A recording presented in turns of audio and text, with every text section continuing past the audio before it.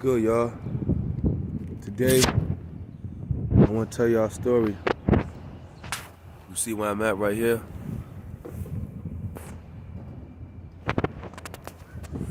Out in Brownsville, Brooklyn, Tilden Houses to be exact. Behind me is the basketball court, as you can see. The story I want to tell today, I'm right here in the parking lot between 275 and 305. This story right here takes place, I'm trying to recall exactly, but I was a kid, maybe in the late 80s, early 90s. Could have been 89, could have been 1990, 91, somewhere around that time. I was around 7, 8, 9 years old at most. And it started off as a regular day. I was out at Dr. Murphy's office, which is across the street down the block of Rockaway, Livonia. My mom took me there with her. You know, I was a kid, me and my mom together. And as we walking out, you know, we hearing people making noise. As we walking down Livonia, we hear shots. Bow, bow, bow, bow, bow. You know what I mean? A few shots go off, not that many, maybe 3 or 4 shots go off. And we hear everybody screaming. People screaming and, you know, stuff like that. On a train going by.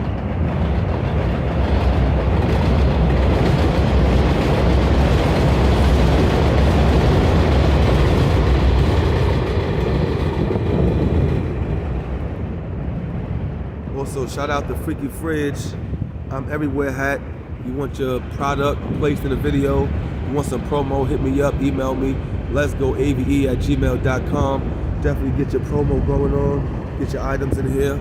Thousands of views, thousands of subscribers, thousands of buyers, thousands of consumers. So let's get back to the story. So we hear the shots, maybe 3 or 4 shots go off. And now, you know, in the hood, when shots go off in the hood, you know, everybody want to go see what happened. And at this time, I was a kid. I think it was around the same time, around this time, springtime. So I had like a light Sherlin on. It was like a Sherlin jacket, like a leather jacket my mom's had bought me.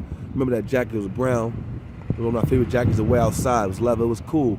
I was a fly little young kid, you know what I mean? Slick hair, everything, you know what I mean? Cool as a motherfucker. So, you know, in the hood, we hear gunshots, people run. But at this time, you know, I'm still young. I'm innocent to what's going on.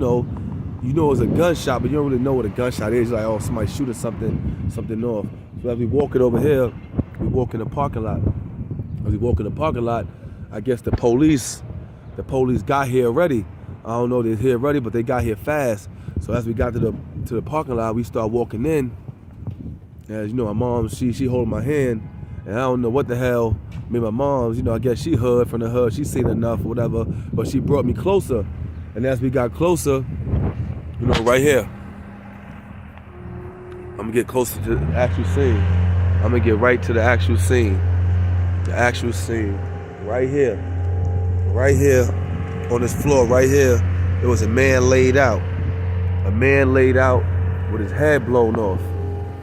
It was the first time I ever seen something like that in my life.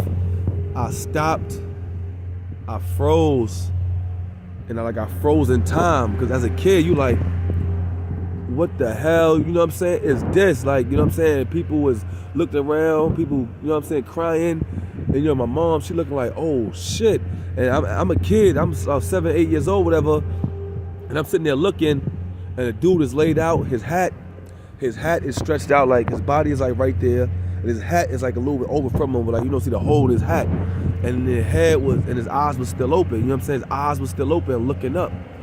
And that shit fucked me up, because I'm looking like, yo, this is like somebody is dead, and he had the eyes open, and the body is out like right there. And now the police is around him.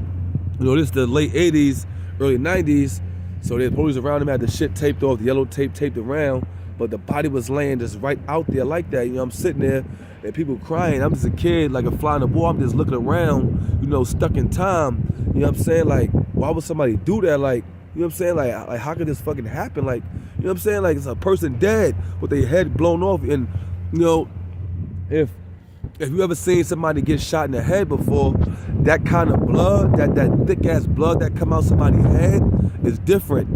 You ever seen brains, like brain matter on the floor? That shit is it'll make your fucking stomach curl. You know what I'm saying? And this ain't the worst part. The part that really traumatized me, that part had me fucked up. Just seeing that, you know what I'm saying? Seeing people around, the cops and everybody looking, it was like, you know what I'm saying? Like some TV shit, but in real life. As a kid, you trying to process everything at one time, but you can't. You just looking at everything happening, but you still frozen because it's like, yo, it's a man, you know what I mean, with his head blown off. So now, as I get older, before I tell this part of the story, before I finish this part of the story, is that I don't know how the police tactics was these tactics they used during crime scene investigations on purpose to traumatize the neighborhood, the people, because as the man's body was laid out right here, they didn't tell anybody to move. They didn't cover the body up or anything at all. You know what I'm saying? At all. It took them a while to actually cover the body up, right? So now when they finally cover the body up, they put, the white sheet over the body. They put the white sheet, but you could see the thick blood coming through the sheet, the blood soaking through it, and it was just horrible, you know what I'm saying? It was just horrible, and just, more people coming outside.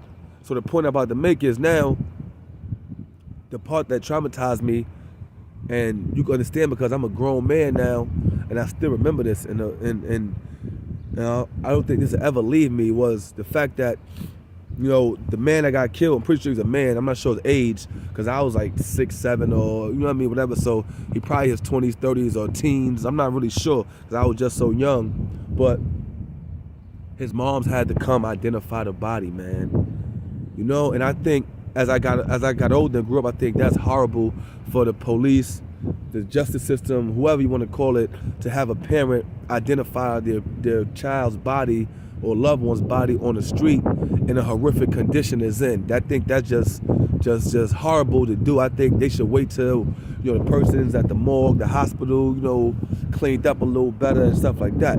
So I didn't know what was happening. All I heard people say, go get his mother, go tell his mother like that, tell his mother. So now I guess they went to the building to go get the mother. I guess they told the mother, you know what I'm saying? And as she came out of the building, mind you, the building may be over 1,000 feet from here where the building's at. I'm not going to the building because I ain't going to get too deep into the details. Who knows about this case, unsolved, or who knows, I don't know. I was a kid there. But as she came out of the building, it was 2 men on her side. I don't know if it's her brothers or whoever, but they was holding her arms. Because she damn near fainted when she came out of the building. And you heard her holler and scream because they told her already that her son is dead. So she already knew before she got here. And as I stood here as a kid, as a 6, 7-year-old, 8-year-old, whatever, they brought this lady right here.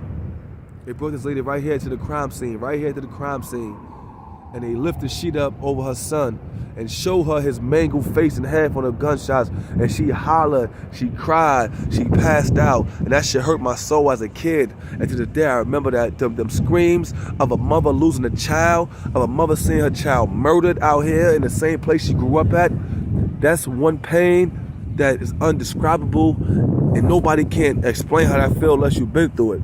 And me, being a kid, seeing that bothered me. To hear the pain of her voice, the pain of her soul when she was crying and wailing, and just to imagine she had to see her son with holes in his head and his face on a fucking parking lot, bloody, laid the fuck out. Like, why not just take the boy to the hospital and let the mama go to the hospital, show him in the morgue, cleaned up a little better? I know he's still deceased, but that's horrific to see your child with holes in their head, die with their eyes open. To live with that, because I still could see that.